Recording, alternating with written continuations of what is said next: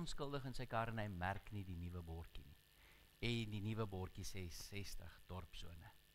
En as hy weer kyk, dan is daar 'n vriendelike man in die pad, steek sy hand op. En daai man in die kar, heel onskuldig, vlug vir sy lewe. Want hy word nou vervolg, want iets het gebeur. So ons beleef partykeer in vandag se samelewing, beleef ons partykeer ook vervolging. Veral as jy so skrik en jy 2 kilometer later besef dit was 'n verkeerskonstabel en hulle sal die ligte is aan en hulle sal agter jou aan en jy draai om en hulle draai om en dan raak 'n mens 'n bietjie paniekbevange. Maar soms in jou lewe gebeur dit ook dat jy onskuldig vervolging ervaar en dit gaan nie met jou so goed nie.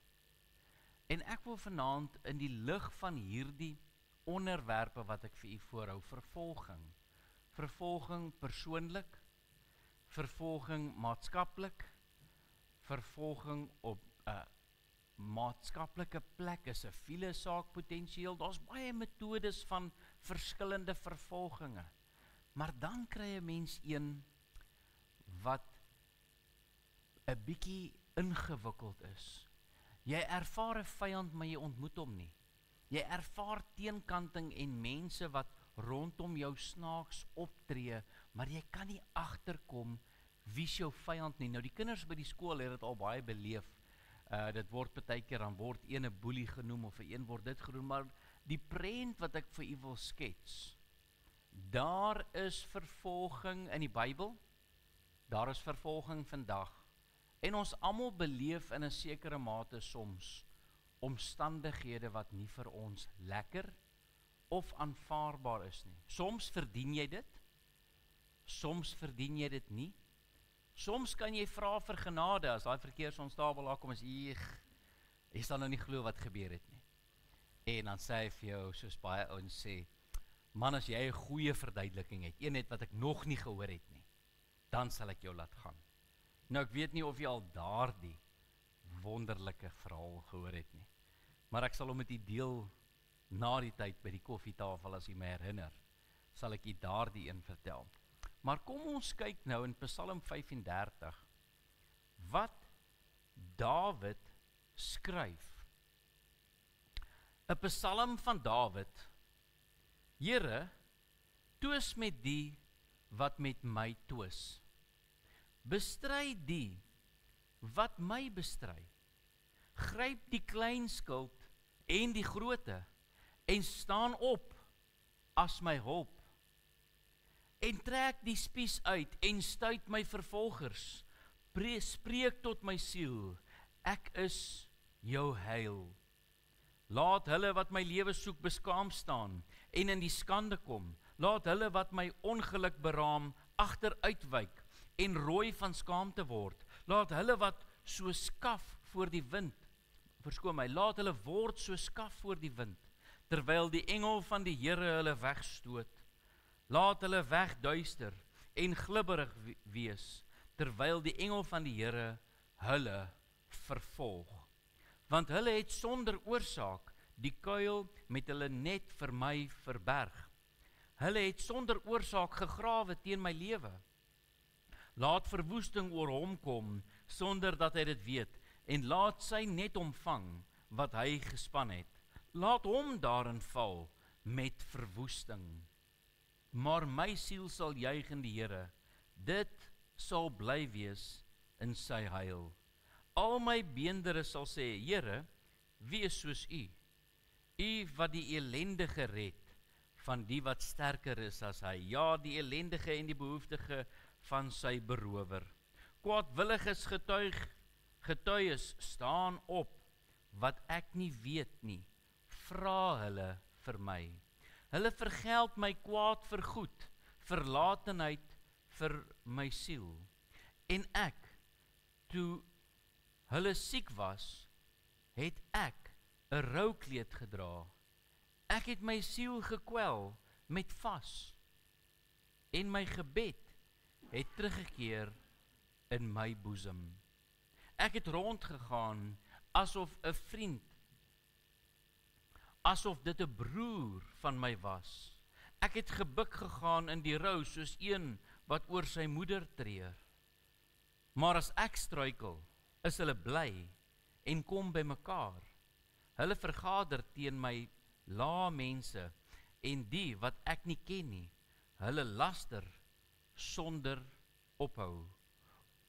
Net tot sover uit die onfeilbare woord van die Here. Ek dink as u in hierdie gedeelte kyk, dan kan ons agterkom, Dawid bid tot die Here. Dawid is in 'n gesprek tot die Here. Dawid sê vir die Here, wat gaan rondom hom aan? Daar is mense wat sy lewe soek, daar is omstanders en mense wat hom bespot. Daar is mense, as jy die gedeelte verder kyk, wat die oog knip en die tande knars vir hom. Daar is mense wat planne beraam. En ek wil vir u sê, soos Dawid, en ons almal ken die knegt van die Here Dawid, sy lewe was nie net maanskyn en rose nie. Hy was nie van jong seun af as koning opgevoed nie. Hy was 'n skaapwagter. Hy was 'n jong seun, en vandat hy uitgegaan het en koning geword het, dan sien ons, sy lewe was ook nie altyd maklik en eenvoudig nie. Ek dink ek hoor iets daar buitekant. Ek dink ons moet net iemand loer, dat hulle net gou kyk, ekskuus julle, dat ons net hoor dat daar nou nie iets onnodig klop of raas aan die deur nie. As ons na hierdie omstandighede dan kyk in Psalm 35, dan besef ons dat Dawid vir die Here sê, omstandighede is nie altyd in my guns nie. Maar daar's iets wat ek wil hê u moet merk, en ek wil vanaand eintlik met u 'n bietjie oor dit gesels, oor Dawid se gebed, en ek wil met u praat oor dit wat Dawid sê wat hy doen. Nou wil ek vir u sê, ons as gemeente het 'n besluit geneem, kerkraad het dit goedgekeur, ons gaan Dinsdag bid. Ons gaan Dinsdag vas, die wat kan of die wat wil. En ek wil hierdie Psalm 35 dan vanaand gebruik en dit inrol vir ons, by hierdie gedagte, dat ons dan nou kyk, wat het Dawid gedoen, toe omstandighede nie maklik was nie? Hy het gebid. Wat het Dawid vir sy teestanders gedoen? Want ek dink dis nie iets wat ons aldag sien nie. Jy weet, ons gaan vanaand 'n bietjie kyk, ek wil by 'n paar voorbeelde kom, of kom ek bære dit vir u nog vir 'n rukkie. So wat ek vanaand wil doen is, ek wil vanaand met u praat onder die gedagte gebed en vas. Ek wil vanaand met u 'n bietjie praat rondom gebed en vas, juis met die doel dat ons Dinsdag graag wil bid, graag wil vas. Nou kan ek sien, wie het al gevas? Nou 'n vas is dan 'n persoon wat vir 'n tydperk op 'n dag besluit om homself te ontneem van kos of water. En dan gaan ek vir u net lees voordat u hand opsteek. Vas is die doelbewuste afsien van voedsel en soms ander behoeftes, gewoonlik met 'n geestelike doel. Dis 'n manier waarop mense hulle self verootmoedig voor God, hom nader en rigting soek, berou toon of voorbidding doen. Nou wil ek vra, wie hier het al gevas vir 'n dag lank? So, dis nie 'n vreemde verskynsel. Wie het al vir langer as 'n dag gevas? Daar sê, ons sien al mense, ek het ook al langer as 'n dag gevas. Ons gaan nou nie status trek nie, maar ons vas en bid, maar dis nie iets wat ons ken nie. Nou wil ek net bietjie vir u oor 5 gedagtes kom vinnig praat. 5 dinge wat mens sien, die doele van vas. Waarom vas 'n mens? Ons het gesien, Dawid het omstandighede, ons sien Dawid bid tot die Here, en ons sien, daar is ander gedagtes, maar die doel van vas dan, is die verootmoediging voor God. Jy sien vriende, ons bring ons tiende na die Here toe. Eenmaal 'n maand bring ons 10de, dis 'n verwagting, dis 'n ding wat die Here sê, Omdat ons 'n inkomste kan genereer, bring ons 'n tiende van wat ons het na die Here toe terug in dankbaarheid, omdat hy vir ons versorg, omdat hy vir ons gee. Maar wanneer 'n mens vas, dan betoon jy jou afhanklikheid. Nie net jou finansiële afhanklikheid nie, maar ook jou liggaamlike. Nou ek wil vir julle sê, uit die staanspoor uit, ek weet daar's mense wat nie maklik kan vas nie. Ek weet selfs daar's mense wat eintlik nie kan vas nie, weens mediese probleme, weens bloeddruk, en daar's selfs mense wat op medikasie is, wat op 'n stadium sê, ek kan nie nou vas nie. En ons kerk se gedagte is nie om vir iemand te sê, luister, jy moet nou Dinsdag vas nie. Die gedagte is, wanneer jy kan. Maar die doel vir 'n vas is om jou te verootmoedig voor die Here. Om voor die Here te verskyn en sê, Here God, ek is nie net afhanklik van my finansies nie. Elke keer wanneer ek iets in my mond plaas, is dit omdat U dit vir my gee. Maar die rede waarom ek dit nie nou in my mond plaas nie, alhoewel ek dit nodig het, is om voor U my afhanklikheid te kom beklemtoon. Dat ek besef dat alles wat ek het is net genade. En met die beweeg van 'n gedagte, nie eers 'n vingerklap nie, kan die Here daai voorreg van jou ontneem. En wanneer jy in so 'n toestand na die Here toe kom en jy sê vir jou liggaam, jy kan dalk nou 'n bietjie lae bloedsuiker kry. Liggaam, jy kan dalk nou dit of dat.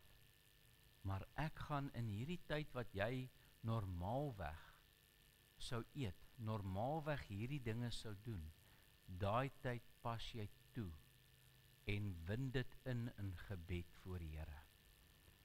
En so mate verootmoedig jy jou liggaam voor die Here en jy beklemtoon jou afhanklikheid. Dit maak jou hart sag. Psalm 35 vers 15 sê, maar as ek struikel, is hulle bly en kom by mekaar. Hulle vergader teen my lae mense en die wat ek nie ken nie. Hulle laster sonder ophou. En sit vir my vers 13 ook op asseblief. Eintlik vers 13 wat ek vir u wou voorhou. En toe hulle siek was, het ek 'n roukleed gedra. En ek het my siel gekwel met vas. Wat sê Dawid gebeur met sy siel wanneer hy vas? Hy het sy siel gekwel. Hy het sy bekommernis te kenne gegee. Vasting is nie maklik nie. Dis moeilik. Maar ek wil die aap uit die mou uitlaat, soos ons Afrikaanse spreekwoord het. Wanneer laas het u gevas vir jou vyand? Wanneer laas het jy gevas omdat dit nie goed gaan met jou vyand? Want ons lees hierdie Psalm en ons sien, ja Dawid, wat gaan rondom jou aan? Wat is aan die gang? En dan kom Dawid in vers 13 en hy sê, luister, ek het 'n rougewaad aan. As dit met my naaste nie goed gaan nie, dan kwel ek my siel met vas. Vir hulle ontwil, omdat dit nie met hulle goed gaan nie. En dan kom die gedeelte in Psalm 35 en sê vir ons, maar dan sê Dawid, Here, nadat ek in sak en as, nadat ek voor u in verootmoediging verskyn het, nadat ek my siel skade amper aandoen, kom hierdie mense en hulle is eintlik teen my gedraai. Ek wil u Dawid se hart toon. Wat sê die Bybel van Dawid? Mooi so. Goeie en getroue diensknegt. Nou wil ek vir u vra, wanneer ons gaan vas en gaan bid, wie van u is bereid om te vas vir jou vyand, sodat dit met hom kan goed gaan? Wie van u het al gaan vas, as jy hoor dit gaan liggaamlik sleg met iemand wat jou te nagekom het? Wie van u was al in sak en as en in berou oor iemand se lewe? Dis wat Dawid sê, dis wat hy doen, wanneer dit met ander sleg gaan. Hy bid natuurlik 'n ander gebed. As jy hierdie gebed lees en sê, Here, hierdie is my gebed. Here, hierdie is die gebed wat ek vanaand gaan bid. Here, laat my teestanders, laat hierdie dinge teen hierdie mense gebeur. Maar as jy dan gaan kyk, dan besef jy, maar dis nie wat Dawid alleen doen nie. En ek wil in ons in vanaand se geleentheid maar vir u sê dat ons mikpunt in hierdie week wat kom, wanneer ons gaan vas en wanneer ons gaan bid, laat ons die Here se aangesig sal soek, nie net vir onsself nie, nie net vir ons eie gewin nie, nie net vir ons eie toestand nie, maar dat ons ook sal vas vir ander. Ek gaan vir julle 'n paar voorbeelde gee. Ek gaan die tweede gedagte met julle deel. Ons soek van God leiding wanneer ons vas.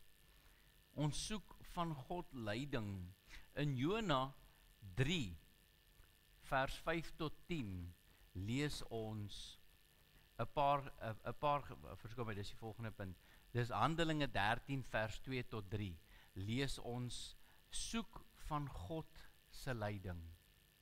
Die disippels vas en bid en hulle soek God se leiding in Handelinge 13 vers 2 en 3. En daar word ons opgeroep oor dit wat mense kan doen. Mense kan die Here soek deur vas in gebed, deur 'n soeke na leiding. Dis wat ons hierdie week wil doen. Die derde wat ek aan u wil voorhou is berou en bekering. Wie het al iets verkeerd gedoen? Ons almal. En hoeveel keer het ons al gesê, Here, ek weet ek het fout gemaak, Here, ek besef ek het iets gedoen. Hoeveel maal, ek meen selfs vriende, as jy by jou huis kom en die hond het die kussing opgeëet, dan sit daai hond daar op die mat, hy sit so en daai stertjie van hom waai so, maar hy probeer regtig vir jou sê, dit was 'n ongeluk. Hy probeer regtig vir jou sê, die kussing het my aangeval, en daar was 'n groot misverstand, en hy lê daar en hy weet daar's moeilikheid.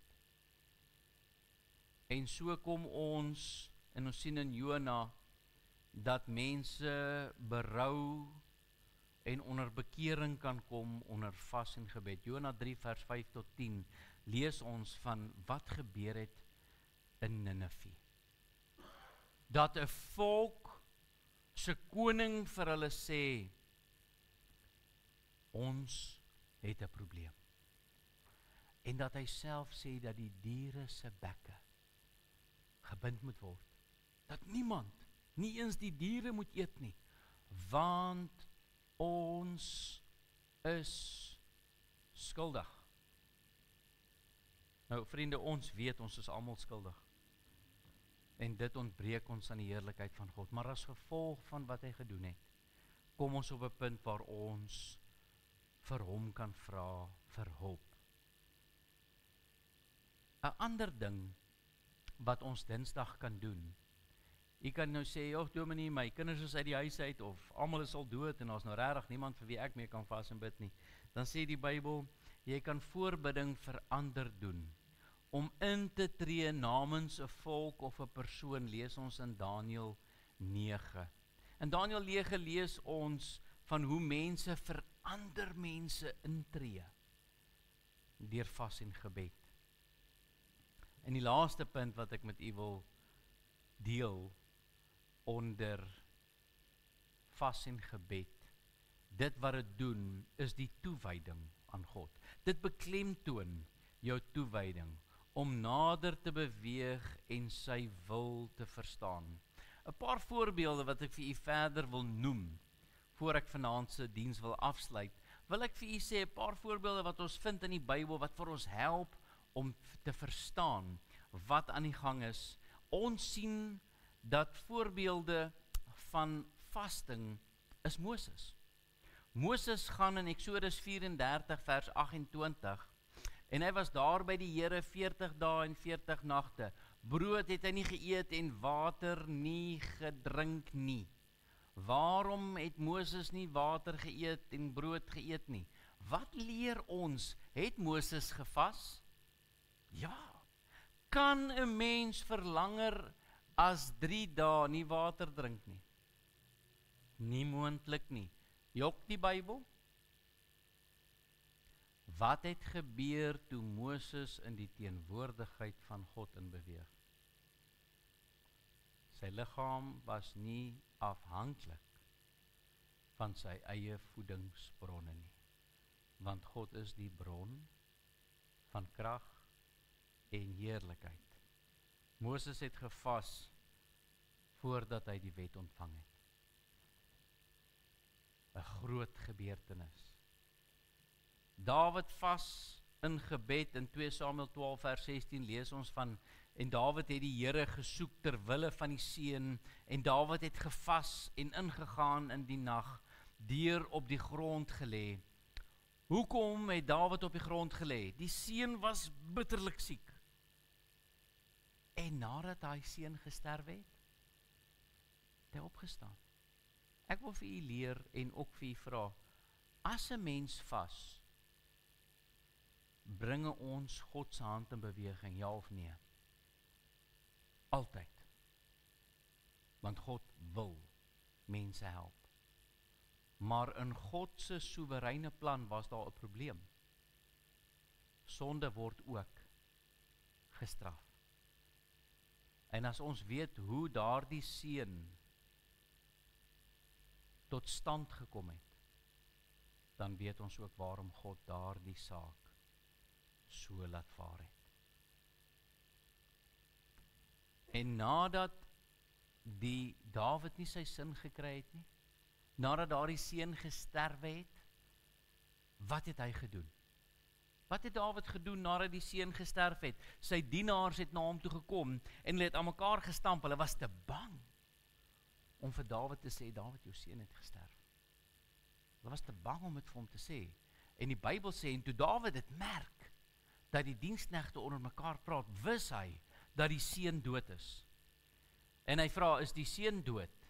Ja, my Heer. En hy staan op, was sy klere en eet. En hulle vra vir hom, wat gaan nou aan? Waarom doen jy dit? Toe die seun geleef het, het jy gevas. Maar nou dat hy gesterf het, staan jy op en wat sê Dawid daar vir ons? Ons kan nie God se weë bepaal nie. En ons gaan nie altyd ons sin kry, omdat ons vas nie. Maar wat was die doel van vasting? 'n verootmoediging voor die Here.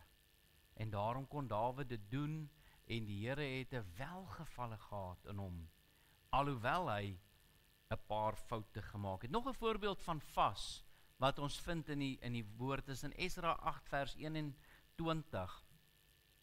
Toe het ek daar by die rivier Ahava 'n vasdag uitgeroep, dat ons verootmoedig voor ons God, om van hom 'n regte weg te vra vir onsself en ons kinders en al ons goed. Die doel van die vasdag in Esra is om God se leiding en beskerming te soek op 'n gevaarlike reis. Vriende, daar is soveel voorbeelde, soveel gedeeltes in die Bybel waar jy kan agterkom, vas is eintlik iets wat 'n mens op 'n gereelde basis moet doen, as jy jou afhanklikheid verklaar van hom, van wie jy afhanklik is. En dit is voor die Here. Ek meen, dis net so goed, jy gaan na 'n kind toe en sê, luister, jy wil nou graag hierdie item koop, maar jy het nie genoeg geld nie. Dan sê die kind vir jou, moenie bekommer nie, ek kry sakgeld. Wanneer kry 'n kind sakgeld? Party kinders kry dit elke dag. Party kinders kry elke week. Party kinders kry elke 2 weke. En ander kinders kry eenmal 'n maand. Maar wat gebeur as daardie kind se sakgeld opgehef word? Vas hy. Hy gaan verskyn voor sy ouers en sê, luister, ek het 'n probleem. En 'n metode van om dit te kenne te gee die Bybel vir ons as mense. Wanneer jy merk, daardie ding waarin jy in altyd gewoond was, ontbreek, dan kom jy en jy verootmoedig jouself voor die Here.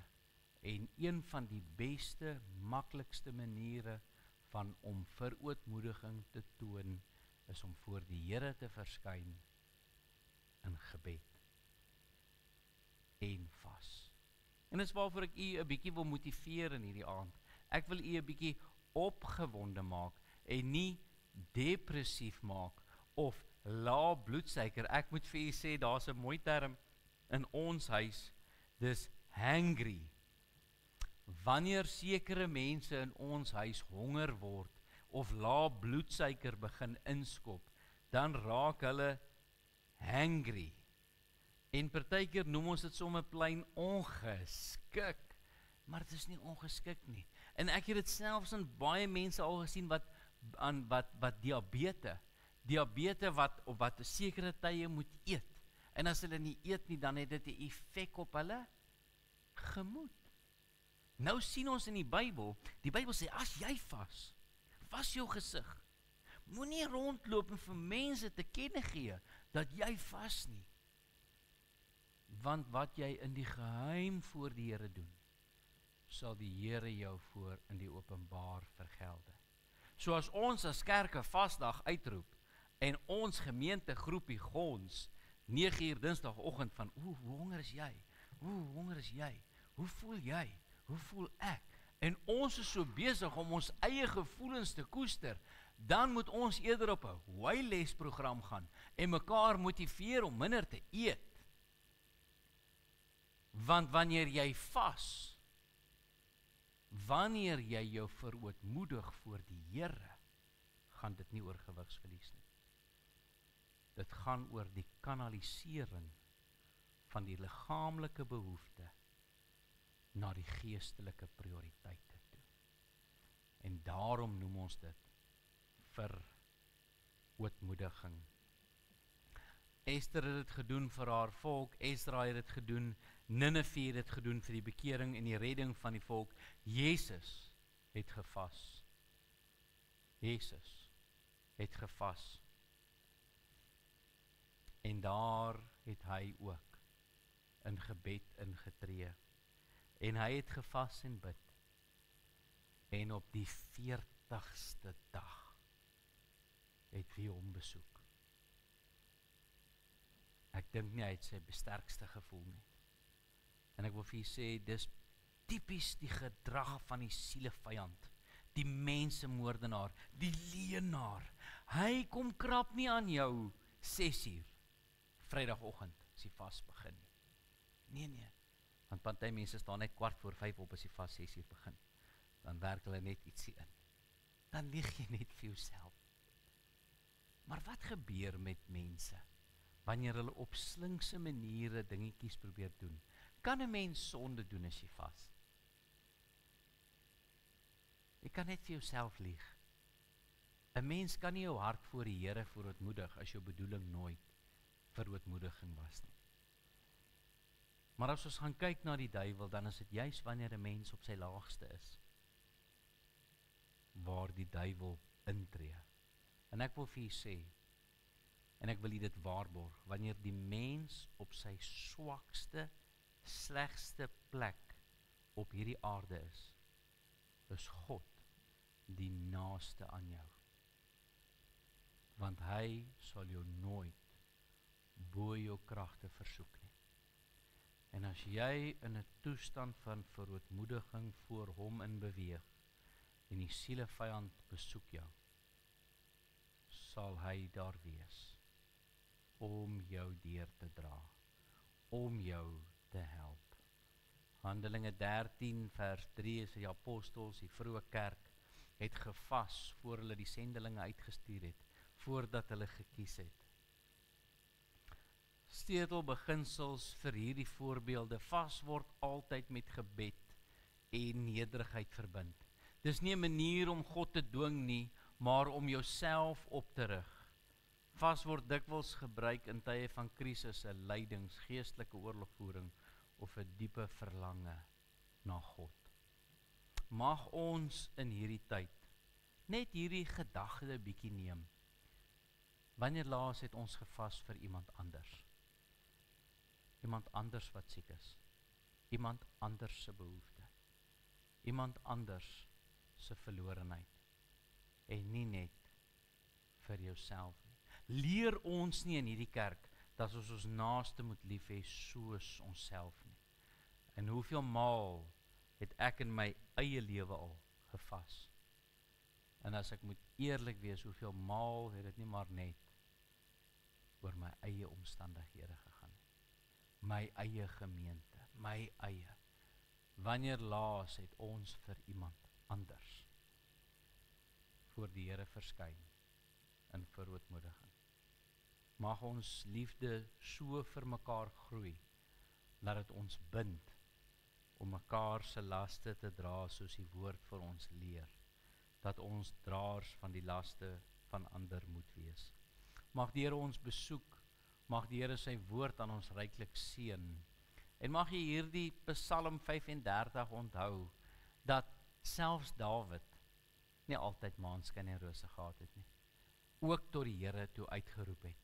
En ek dink as hy as voorbeeld vir ons opgeteken is, en 'n mens besef werklik die hoeveelheid vervolging wat hy in sy lewe beleef het, dan weet ons, Dawid het dit gemaak tot die einde toe, want hy was 'n man bekend met vas en gebed.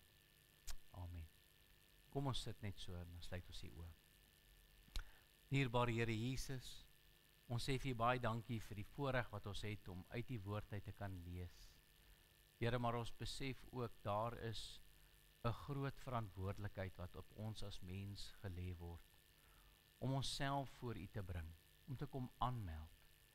En Here, wanneer ons voor U kom verskyn in die allerhoogste, soos die woord ons leer, en soos baie liedere self sê, Here, ons hardloop in die allerhoogste in plekke in U teenwoordigheid in, waar engele begeerig is om in te gaan. Storm ons in met ons eie agenda, ons eie planne.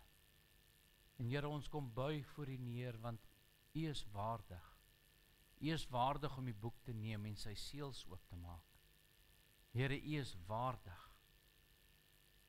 Hoe kan ons met ons eie agenda na U toe kom?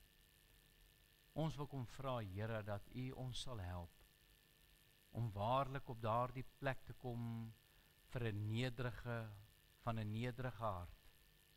'n Hart vol ontferming, nie net vir onsself nie, maar ook vir ander. Nie net vir ons eie omstandighede, maar ook vir die redding van ander. Nie net vir ons eie vyande nie, Here, maar ook vir ons vyande se gesondheid. Wanneer laas was ons bekommerd? Meer bekommerd oor ander as oor onsself. Here Jesus, ons wil kom bid en vra dat U ons sal kom help. Dat ons eie lewens in oënskyn voor U sal bring. En Here, dat selfs hierdie Dinsdag wat nader beweeg, Here, of enige ander dag wat iemand dalk mag eenkant sit. Here, dat ons sal vul met U en dat ons daardie tyd sal uitkoop om nader aan U te beweeg. Word U verheerlik deur dit wat ons doen. Ons bid dit in Jesus naam. Amen.